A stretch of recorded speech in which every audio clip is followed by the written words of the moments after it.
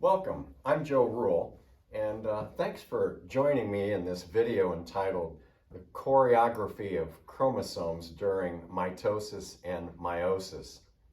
Your teacher might have you play this board game called the Mitosis and Meiosis Board Game, but first there are a few things I'd like to show you about this dance of the chromosomes during mitosis and meiosis. Now, first thing we need to deal with is, what in the world is a chromosome? Well, I happen to have a model of a chromosome right here, and plastic model, and you can kind of think of a chromosome as a long string of genes. And in this particular model, each of these yellow plastic beads would represent a gene. Now, this is a very simplified model because a typical chromosome might be a string of hundreds or even thousands of genes. So, very simple model here. But chromosomes contain sort of the recipe for you. Now, your body's made up of maybe 100 trillion cells, and you've probably learned about cells in your biology class. And most of those cells in your body have a nucleus inside that contains usually 46 chromosomes. Most people have 46 chromosomes. So 23 pairs, basically. Now, if you look at this picture, it's an organized chart of someone's chromosomes. Happens to be called a karyotype. Now, how in the world do we get a picture like this?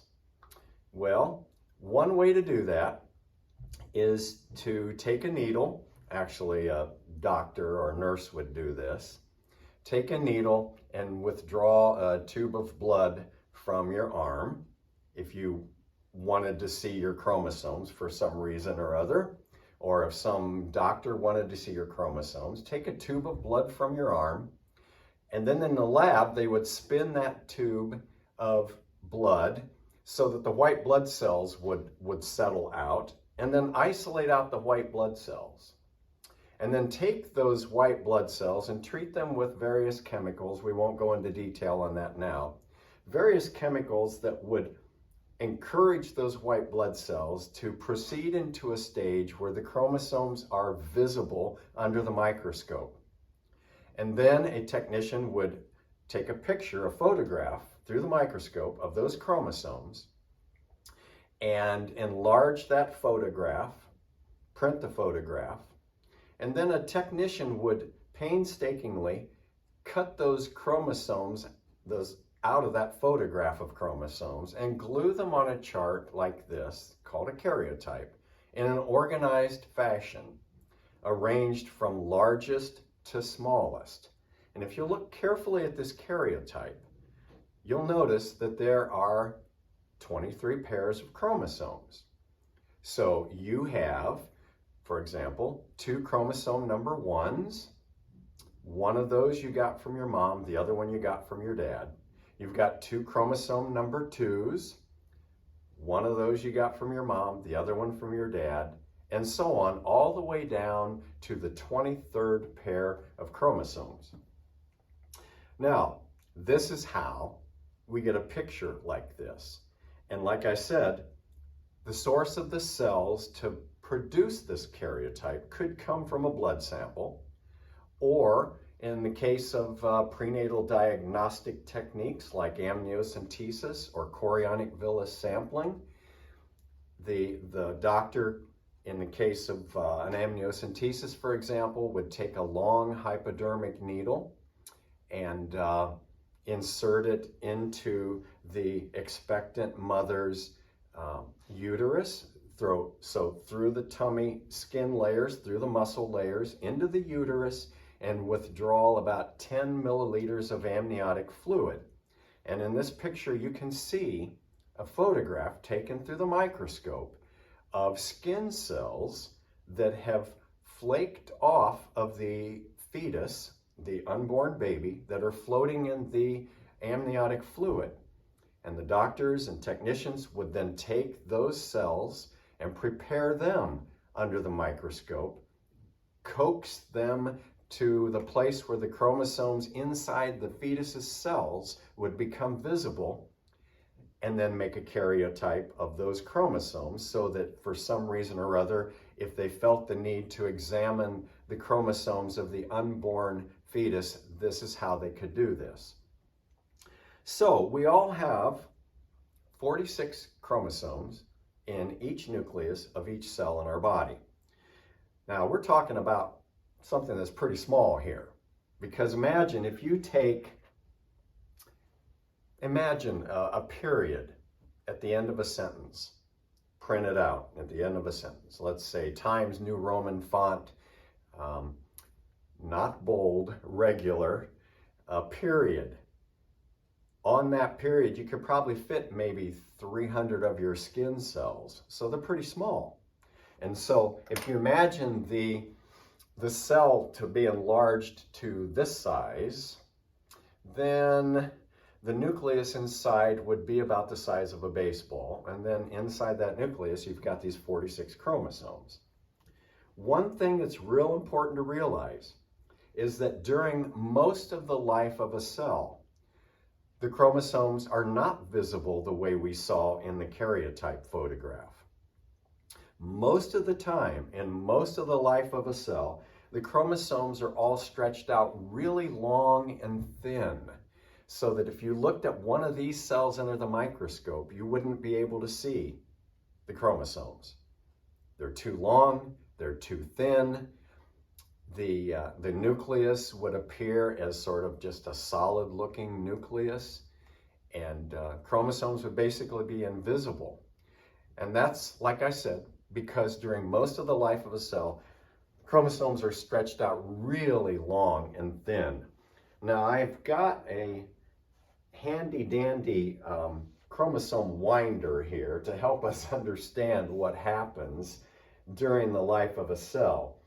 And you'll notice it's a drill with a couple long strings attached to it. And so during most of the life of a cell, each pair of chromosomes is a little bit like this, stretched out really long and thin, basically invisible even under the microscope. But when the cell's getting ready to do cell division, what happens is these chromosomes, these two strands, will duplicate, copy themselves. Not an easy task, but cells are good at it. And then before the cell starts to go into cell division, those chromosomes start to wind up. And I'm going to try to illustrate that by turning this crank. And as you can see, as the chromosomes wind up, they get shorter and shorter and fatter and thicker. And I think you can probably imagine what's going to happen eventually. And we may have to speed the film up to make this go a little bit faster. But as you watch, you can see this chromosome getting shorter, fatter, and thicker. And eventually it's going to become so short, each chromosome will become so short and so fat and so thick that they will be visible so that they can be photographed through the microscope to make that karyotype that I showed you. So let's continue to wind this up. Chromosomes getting shorter and fatter and thicker. Now, this winding up or coiling up of the chromosomes here is pretty random. I mean, it's a pretty simple model or demonstration. In real life, each pair of chromosomes winds up in a very organized fashion, and it's not as haphazard as it looks here. But we're almost finished coiling up this chromosome, and so now, if you'll look at it, you can see, now this is a simple model, but you can see that from the back of the room, this is probably more visible. There's the chromosome all coiled up. It's probably more visible than it was from the back of the room when they were all stretched out as single threads. So that's sort of what happens as chromosomes coil up and become visible. So when they're totally coiled up, then they look, a little bit like this. Now, let's just pretend that we're looking at my chromosome pair number 1. And let's assume that the yellow one I got from my mama and the red one I got from dad. That's kind of how it worked. 68 years ago plus, when the sperm cell from my dad containing 23 chromosomes united with the egg cell from my mom containing 23 chromosomes, then those 23 chromosomes from dad joined together with the 23 chromosomes from mom and made me. So let's pretend this is my chromosome pair number 1. Now, there's something interesting that happens here. Since these two chromosomes are similar in size and shape, we refer to these two chromosomes as a homologous pair. So this is chromosome number 1, chromosome pair number 1, which is a homologous pair. Now, let's go back to the picture of the karyotype again, my karyotype. You'll notice I've got a homologous pair number 1, homologous chromosome pair number 2, and all the way down to chromosome pair number 23. Now, if you'll look closely at chromosome pair number 23, you'll notice that I've got one big chromosome that looks like this, and one scrawny little chromosome that looks like this. Okay? This one has been nicknamed the X chromosome. Pretty obvious why. This one's been nicknamed the Y chromosome. And if we turn it over, you can see, oh yeah, it kind of looks like a Y. And so my 23rd pair, just like the 23rd pair of chromosomes of almost all human males on the planet, consists of a big X chromosome and a scrawny little Y chromosome. Now, on the other hand, let's take a look at the next karyotype. This one could be, my wife's karyotype, or the karyotype of almost any female, human female on the planet. And if you'll look at my wife's 23rd pair of chromosomes, she's got not one, but 2 of these big X chromosomes, XX, for the 23rd pair. Do you see that in the karyotype? All the other 22 pairs of chromosomes, chromosome pairs 1 through 22, look pretty much the same under the microscope in a karyotype, whether you're looking at the chromosomes of a male or a female. It's that 23rd pair that's different. Ladies, remember, you've got 2 big X chromosomes for your 23rd pair. Gentlemen, you've got 1 big X chromosome and 1 scrawny little Y. Now, that scrawny little Y chromosome is, it's pretty important, I suppose. There's a gene on this Y chromosome that basically tells the early embryo, an embryo when you were only about this big. The early embryo, it tells the early embryo to develop into a male with all the male fixtures and plumbing instead of a female, like all human embryos are kind of pre-programmed to develop into. It's interesting, femaleness seems to be the default setting, and every fertilized egg is pre-programmed to develop into a female, unless there's a Y chromosome present with that particular gene on the Y that tells those gonads in the early embryo to develop into testes instead of ovaries. And then a male develops. So that's kind of how it works. Now, again, we're talking pretty small stuff here, because imagine taking a super sharp pencil, as sharp as you can make it, and gently touching a piece of paper and making a little dot. You can't see that dot because it's very tiny. It's just a pencil dot. And make a dot, a pencil dot on your paper so small that people over 35 can't see it without their glasses. But it's barely visible. That's how big a human egg cell is, just to give you some idea of what we're talking about here. That's how big a human egg cell is. And what's interesting is that happens to be the largest cell in the human body. And on the other hand, the human sperm cell happens to be the smallest cell in the human body. So if we took that human egg cell and made it this big, the sperm cell beside it would be about the size of a pencil eraser. So tremendous size difference here. So anyway, we're talking really small stuff here. Inside this egg cell, remember, there's a nucleus that contains 23 chromosomes. Inside that sperm cell, 23 chromosomes. So again, I want to emphasize throughout this whole discussion, we're talking about pretty small stuff here.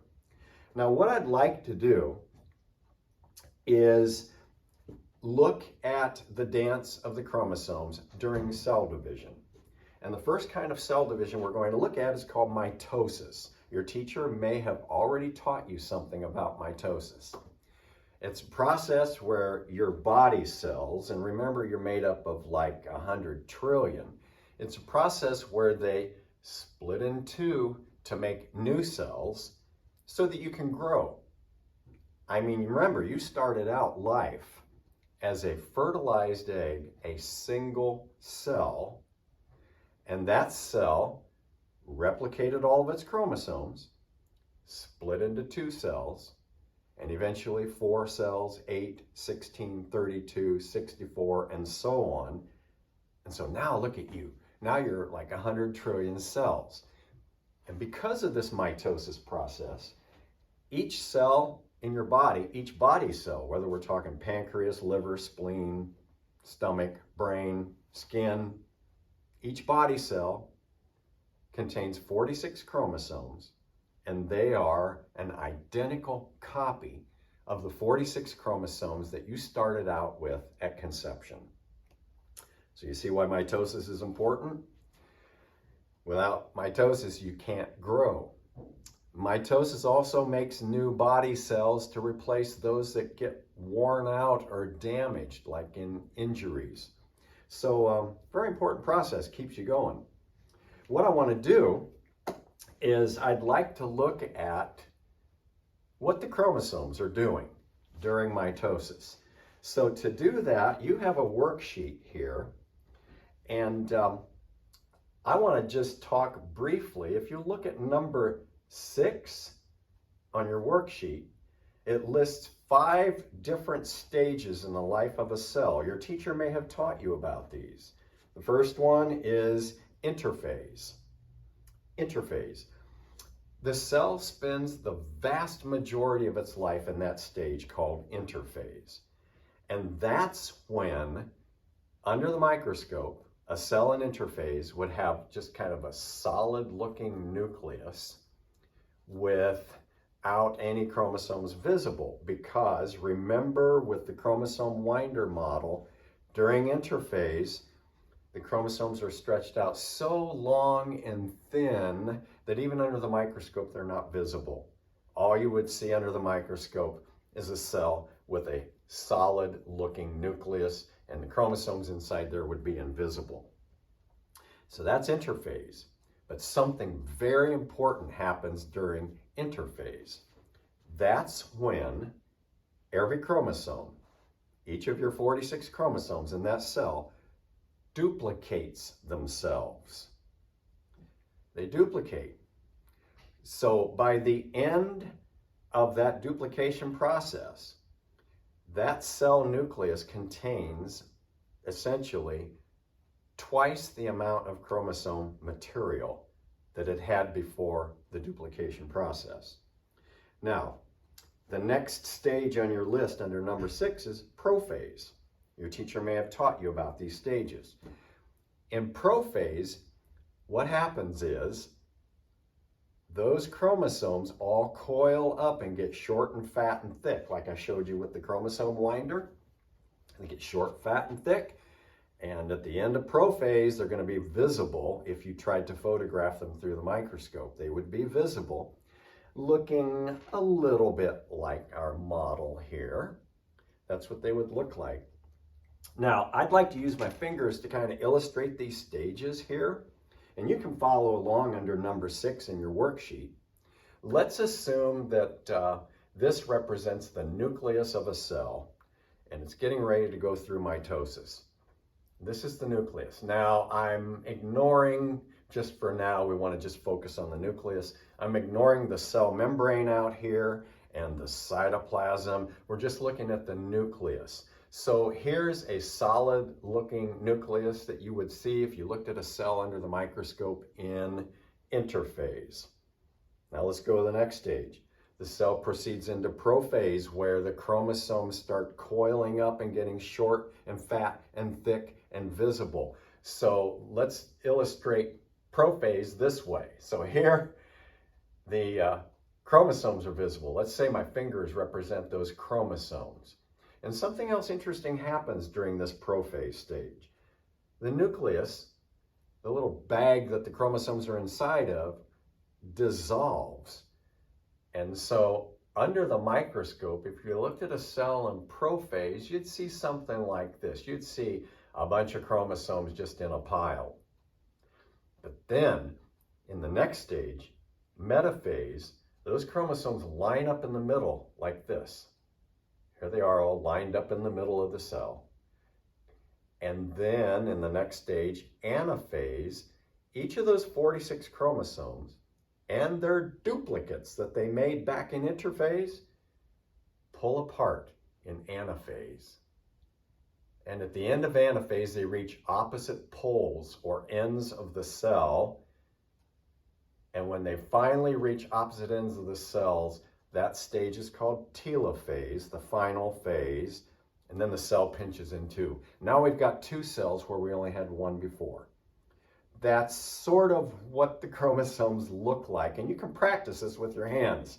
You can practice mitosis with your hands this way, like I just showed you, whether you're in the hall or in class or lunchtime or wherever with your friends.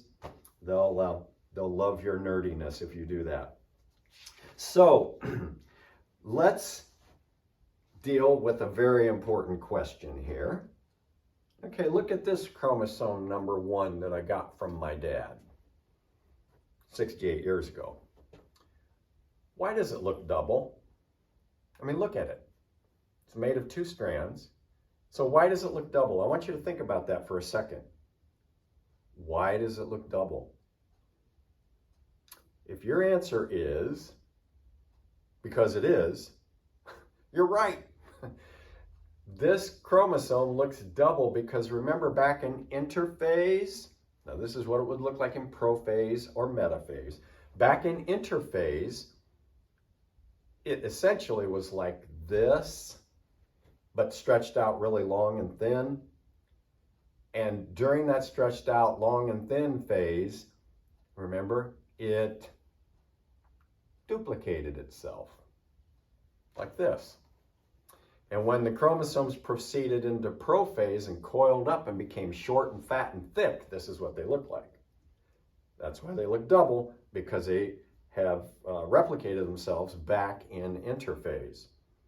Now, even though it's duplicated, and this is a tricky thing we have to remember, each of these 2 strands make up 1 chromosome. Even though it's duplicated and the original chromosome is attached to its copy, still attached to its copy, we refer to this whole thing as a chromosome. And the 2 strands that it's made of, the original chromosome and its duplicate that are still attached here, these 2 individual strands are called chromatids. Chromatids.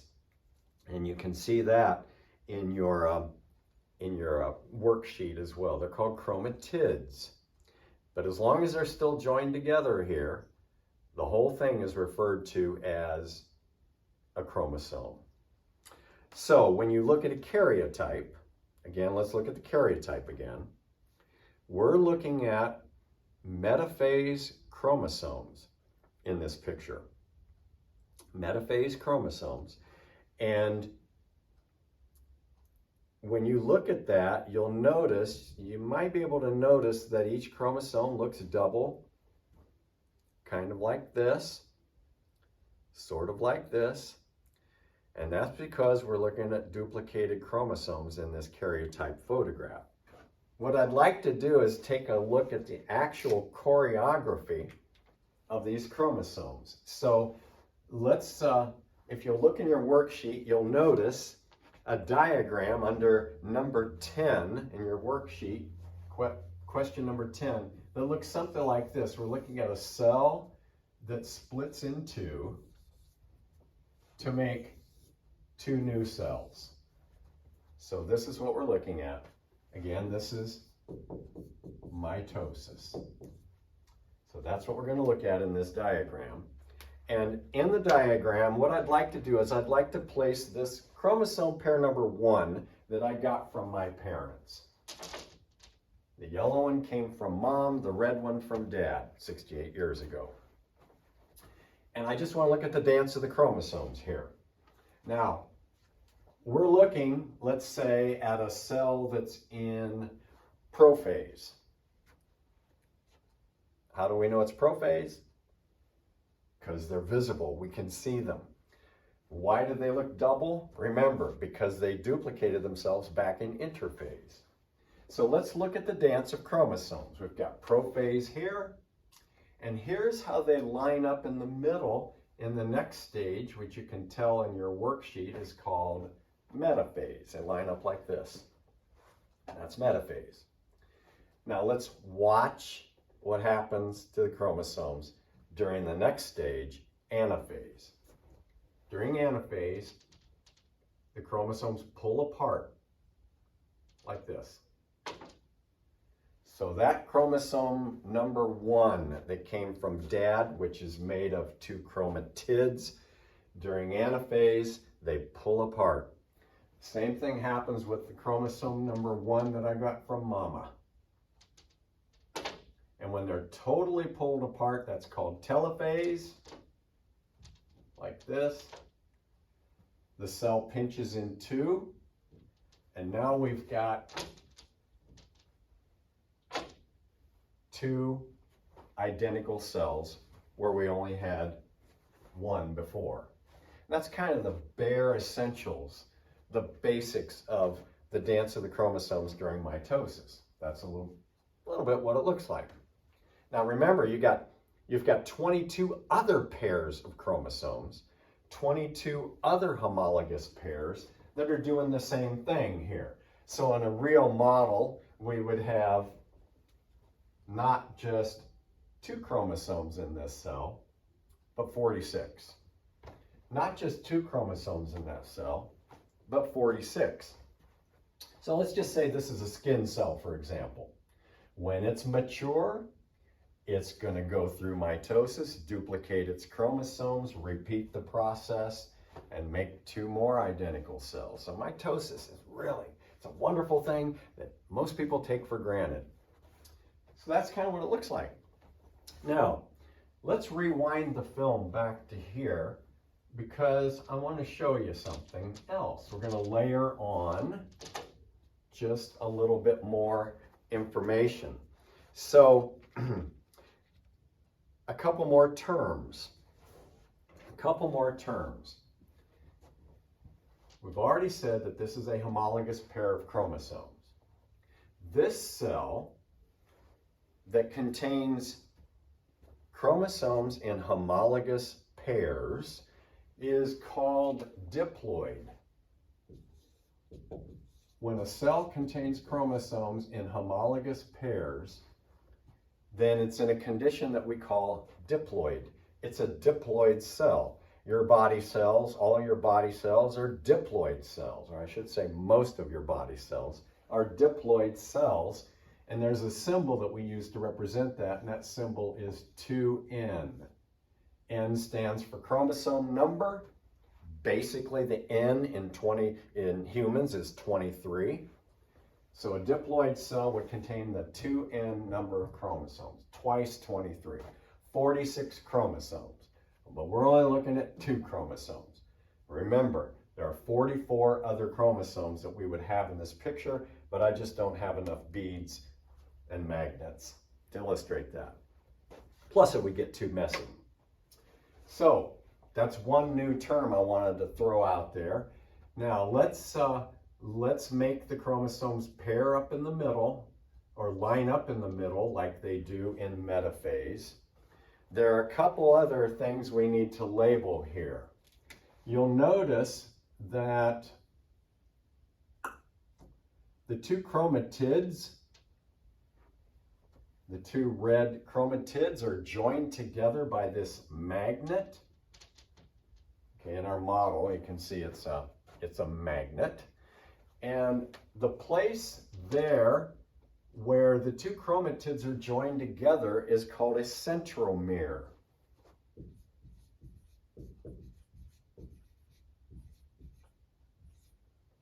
Centromere. And you can find that actually in your worksheet. You can find that under question number 9 in your worksheet.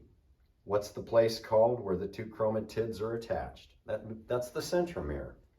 And there's also something else interesting happening here. These chromosomes are not able to pull apart in mitosis on their own. They don't move around on their own. But rather there's an elaborate system of sort of like cables and pulleys that work to pull the chromosomes apart during mitosis. And there are, I'm going to add to the diagram, and you can add this to your diagram under number 11 where it says let's layer on a little bit more information. There are little organelles or cell structures, I'm going to draw them out here, called centrioles.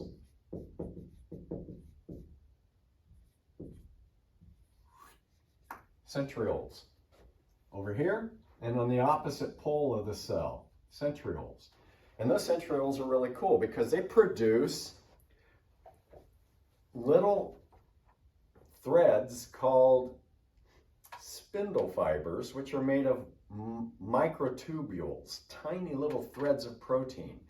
It's a spindle apparatus. And so the centrioles produce these spindle fibers that actually attach to the centromeres of the chromosomes like this, called spindle fibers.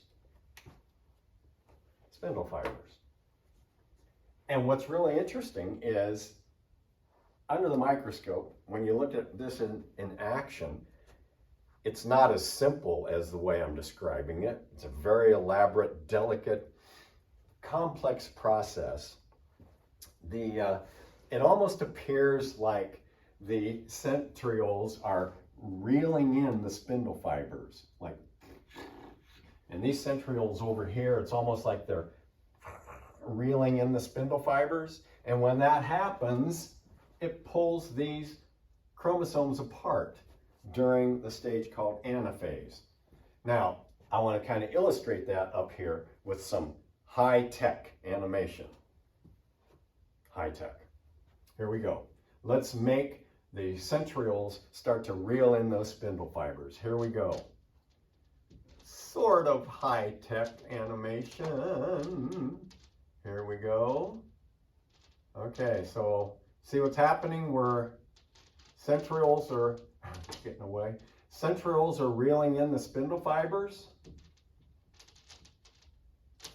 And that's pulling these chromatids apart from one another.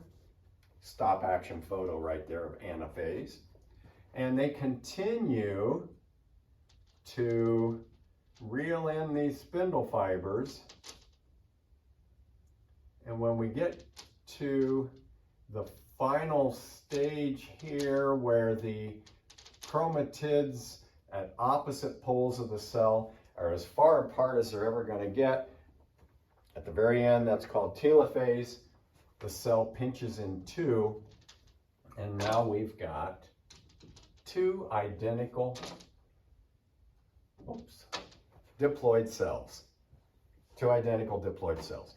Diploid because the chromosomes exist in homologous pairs. So in real life, this cell would contain 46 chromosomes. So that is the step-by-step process, choreography of the chromosomes during mitosis. Mitosis, which makes new body cells. Now, there's another kind of cell division that we're going to look at, and it starts in question number 13 in your worksheet.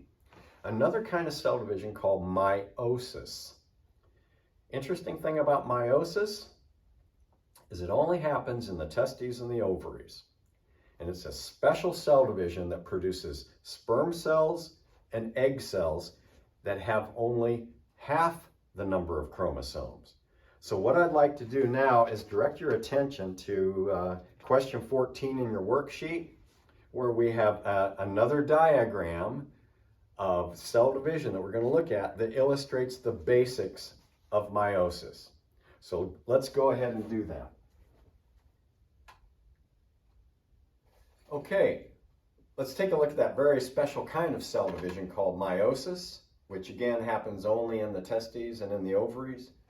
Produces cells that have only half the number of chromosomes. 23 in sperm, 23 in the egg. So here we have our diagram like it is in your worksheet under question number 14. This diagram of the process of meiosis. And you'll notice in meiosis, when a cell like this, let's say this is a special cell in the ovary, or a special cell in the testis that is going to produce these four daughter cells. Okay, when this cell does the first cell division process, we make two cells. Each of these two cells divide again to make four cells. So in meiosis, when a cell goes through meiosis, it's actually dividing twice. And so a little bit different than mitosis. Now, I want to follow this pair of chromosomes through the process of meiosis, and you're going to notice there's some similarities between this and mitosis, but there are some important differences. Now, to keep things simplified a bit, I'm not going to draw in the centrioles and the spindle fibers like I did when we looked at mitosis, but keep in mind we still have centrioles and spindle fibers involved because chromosomes don't move around inside the cell on their own. So let's look at the process here. Okay, we're looking at prophase, obviously, because we can see the chromosomes. And let's look at how those chromosomes are going to go ahead and line up during metaphase. Remember how chromosomes line up in the middle of the cell during metaphase? Here's how they do it in meiosis. Each homologous pair of chromosomes snuggles like that. Now that doesn't happen in mitosis, okay, but you see them kind of snuggling together there? It's actually not called snuggling, it's called synapsis. Synapsis. And that's a very important thing that happens there in a little bit. Next time when we layer on more information of this, we'll find out why this is important that they snuggle like that. So that doesn't happen in mitosis. And then in metaphase, these snuggling pairs of chromosomes all line up in the middle of the cell at the equator. And so you've got this group of basically four chromatids, which is now called, this is called a tetrad. Tetra means four, so that makes sense. You got two snuggling chromosomes, a homologous pair of chromosomes that's snuggling. So you're looking at 4 chromatids there. This arrangement's called a tetrad. 23 tetrads then line up along the middle of the cell during metaphase. Now, if you'll remember in mitosis, they don't line up that way. Every chromosome pair lines up at metaphase like this in mitosis, but in meiosis, they line up like this. Now watch what happens when this cell splits in two when it does meiosis 1. Here we go. Chromosomes pull apart. And you can see that and maybe draw that in your diagram there under number 14. Cell splits in two. Now we've got 2 cells where we just had 1 before. That's the end of meiosis 1. Now look carefully there. Unlike mitosis, are these 2 cells identical? In terms of the chromosomes that they contain, are they identical? I hope you're saying no, because this one contains a yellow chromosome, this one contains a red one. They're not identical. This contains genetic information from dad, this contains genetic information from mom. Chromosome pair number 1 has been separated.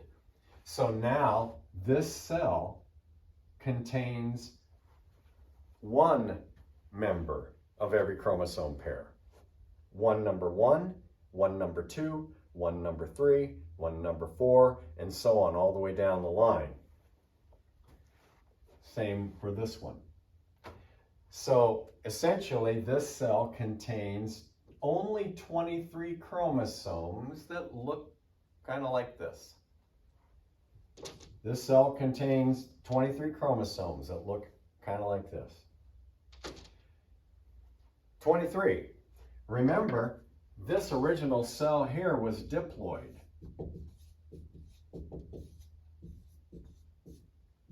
In other words, it contained 46 chromosomes. These 2 cells now are called haploid. They contain half the number of chromosomes. Now we use a symbol N to represent the haploid condition. So already we've reduced the chromosome number in half in this first meiosis division. Now keep in mind, when we did that, this cell went through all those stages. That's a special cell in the ovary or in the testis. Went through all the stages: interphase, prophase, metaphase, anaphase, telophase. But since it was during meiosis 1, we sometimes represent those stages like this. Interphase 1, subscript Roman numeral 1, prophase 1, metaphase 1, anaphase 1, telophase 1. Now watch what happens next. You can probably guess what's going to happen. This cell is going to split into these 2 cells, and when that happens, the chromatids pull apart. Chromatids pull apart. Cell pinches in 2. Cell pinches in 2. Now we've got 4 daughter cells at the end of meiosis. If this meiosis happened to take place in, let's say, the testes of a man, then these 4 daughter cells would eventually become sperm cells. So I'm going to draw tails on them.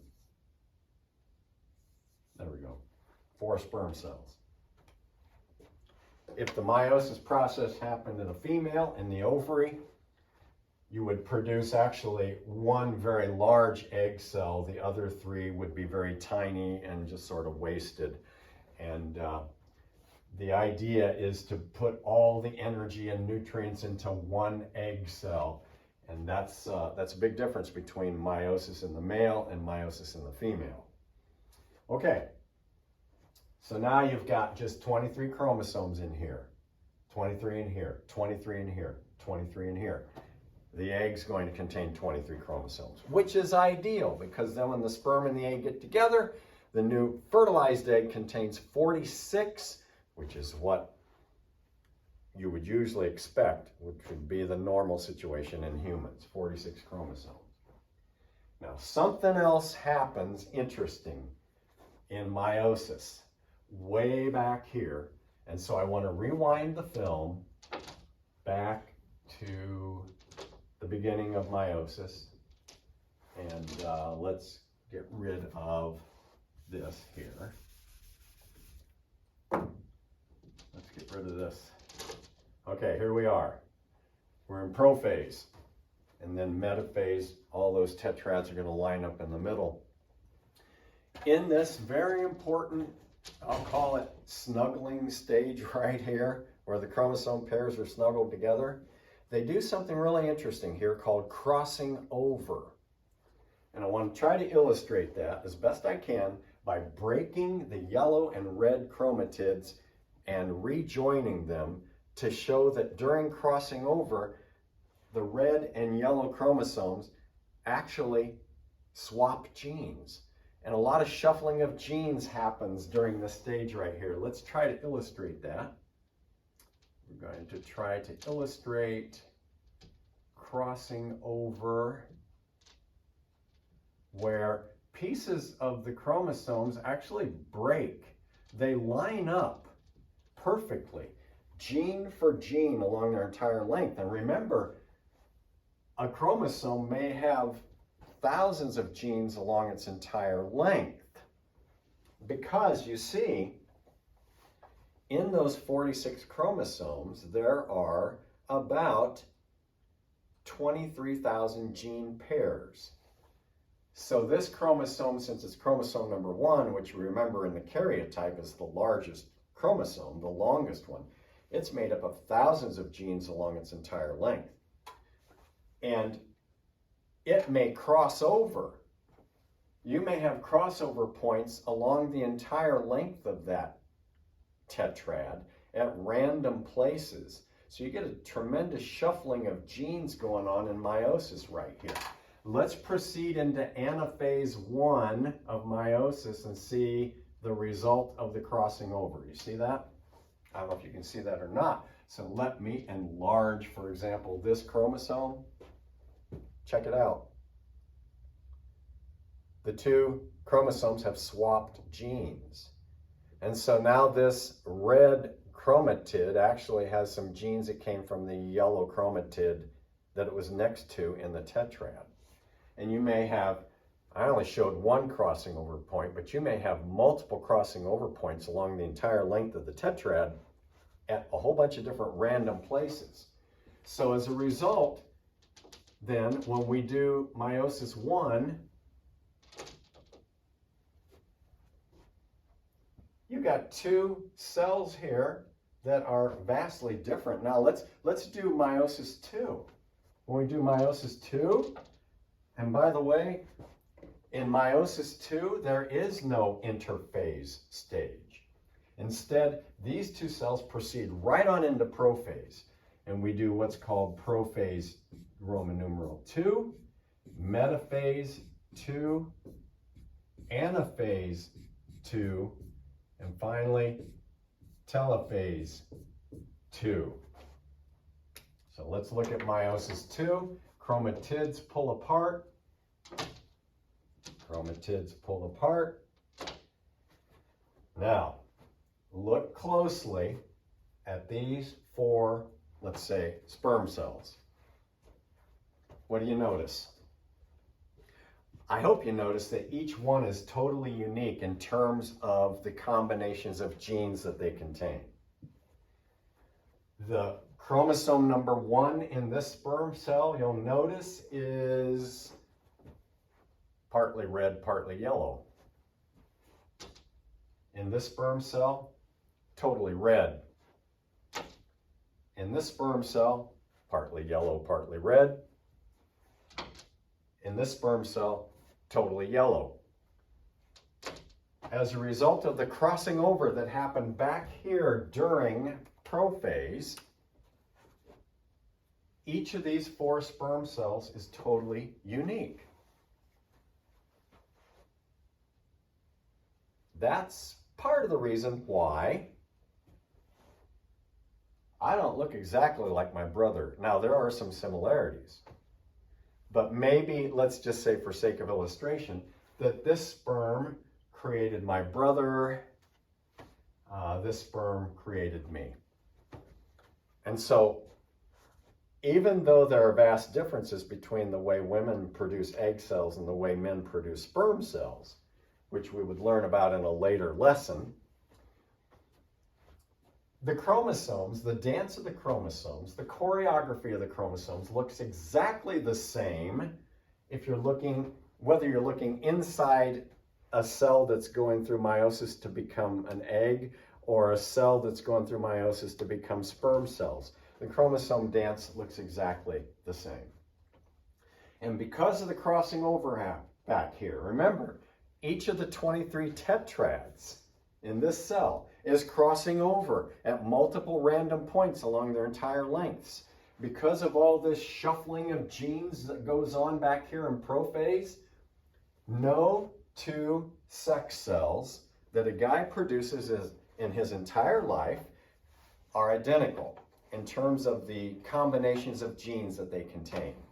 And no 2 egg cells that a woman produces in her entire life are identical in terms of the combinations of genes that they contain.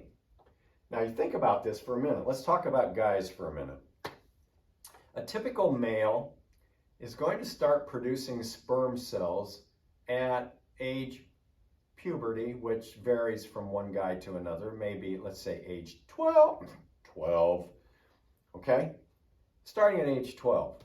And contrary to popular opinion, he's going to produce maybe 150 million new sperm cells a day, made fresh daily, up until his 70s, 80s, 90s, contrary to popular opinion. That's a lot of sperm cells in a lifetime. If you want to, just for fun, put on that nerd swag. If you want to, you could do the math. Let's say a man produces, okay, let's think conservatively here, sperm cells starting at age 12 up into 82. Okay, 70 years of sperm cell production, an average of 150 million a day made fresh daily. That's a lot of sperm cells in a lifetime. Go ahead and calculate it if you want to. 150 million times 365 days in a year times 70 years. You're going to find that a typical man produces a lot of sperm cells in his lifetime. It's a lot. Okay? And no 2 are identical because of crossing over way back here. No 2 eggs are identical because of crossing over way back here in prophase 1 of meiosis. As a result, no 2 people on the planet, you can kind of finish the sentence probably, are identical. Now, some people will say, well, what about identical twins? Well, remember, that's an exception because identical twins form from one fertilized egg that duplicated all of its chromosomes to begin the first stage of the first mitosis division to make a 2-celled embryo. Most of us remained as 2-celled embryos that became 4-celled embryos, 8, 16, 32, and so on. With identical twins, a lot of times you've got that fertilized egg does the first mitosis division, and then for some reason, those 2 cells decide to totally split apart and go their separate ways, and this becomes Jimmy and this becomes Johnny. Identical twins because they've got identical chromosomes. So yeah, that is the exception. But other than that, no 2 people are identical. Each person is unique and special. In fact, I remember my kids watching a man on TV years ago when they were preschoolers, Mr. Rogers' Neighborhood. What a remarkable human being. He would often tell the children, the preschoolers, and I think it's an important lesson for adults too. He would look in the camera and he would say, "You're special. There's nobody just like you." An important message for preschoolers, an important message for adults. Now, he did not, of course, go on to say, the reason there's nobody just like you, the reason you're unique, is because of crossing over during prophase 1 of meiosis and the formation of your mom's egg and your dad's sperm. But that information is reserved for older kids, right? So, important lesson here. So why is crossing over important? It creates biological variation within a species. It's very important for reasons we'll learn about when we start learning about evolution. It's so important that no two individuals be exactly identical genetically. Diversity within any population, any species, is important for the health of that population. So that's what crossing over does. So that actually ends this particular lesson on the dance of the chromosomes during mitosis compared to the dance of the chromosomes during meiosis. I hope it makes sense to you. You may want to discuss the questions in this worksheet with your teacher, and then I hope you'll have a chance to play the board game, the Mitosis and Meiosis Board Game. I think you'll enjoy it. Thank you for joining me.